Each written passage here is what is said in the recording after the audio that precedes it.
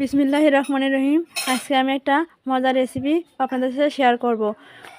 দুটো কলা আর একটা ডিম দিয়ে অনেক সুন্দর একটি রেসিপি। কলা আর ডিমটা এখন ভালো করে একটা কাঁটা চামচের সাহায্যে আমি ভালোভাবে মিক্সড করে নেব,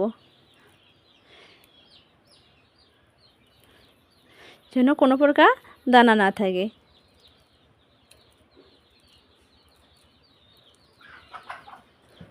এটা অনেকটা সুস্বাদু খাবার, বাচ্চাদের জন্য অনেকটাই হেলদি খাবার।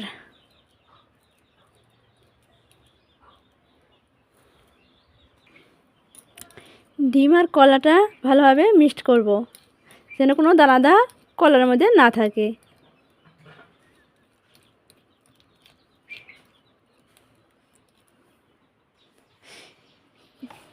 কলা আর ডিমটা ভালোভাবে মিক্সড হয়ে গেছে। এখন এখানে আমি পরিমাণ মতো লবণ দিলাম।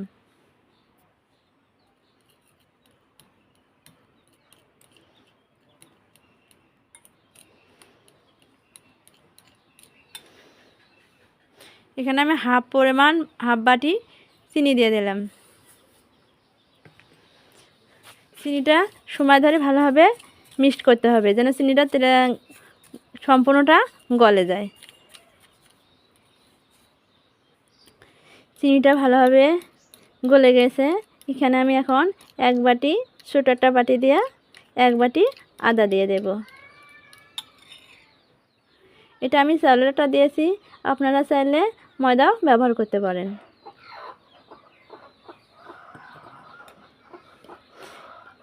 এটা আমি চামচ দিয়ে ভালোভাবে মিক্সড করব।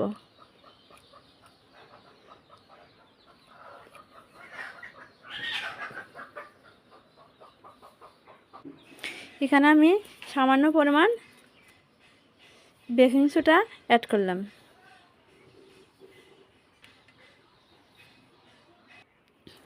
এটা এখন আমি হাত দিয়ে আলতোভাবে মেখে নেব। এটা বেশি শক্ত করা যাবে না, একটু নরম সাইজে করতে হবে। দেখতে পাচ্ছেন?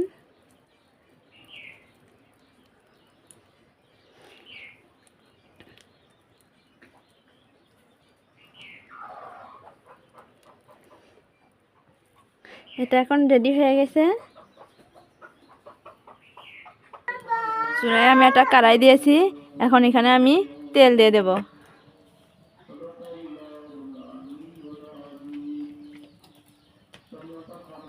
তেলটা গরম হওয়া পর্যন্ত আমি অপেক্ষা করব। তেল গরম হয়ে গেছে, এখন আমি গোল গোল শেপে এটা দিয়ে দেব।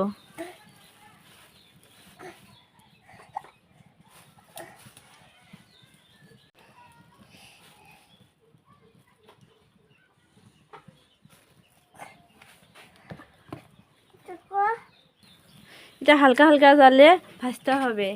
এখন আমি এটা উল্টে দেব।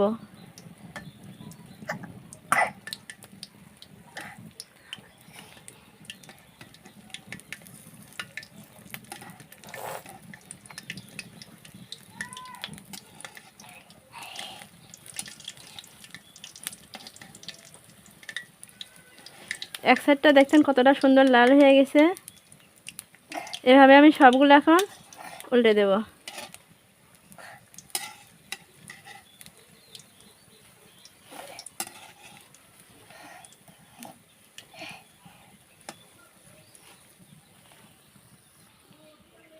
দেখুন কতটা সুন্দর হয়েছে।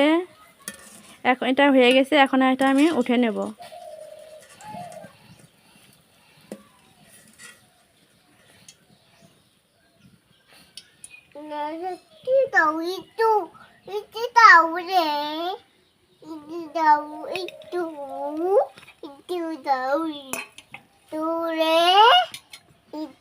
এভাবে আর বাকিগুলো আমি সবগুলো এখন ভেজে নেব।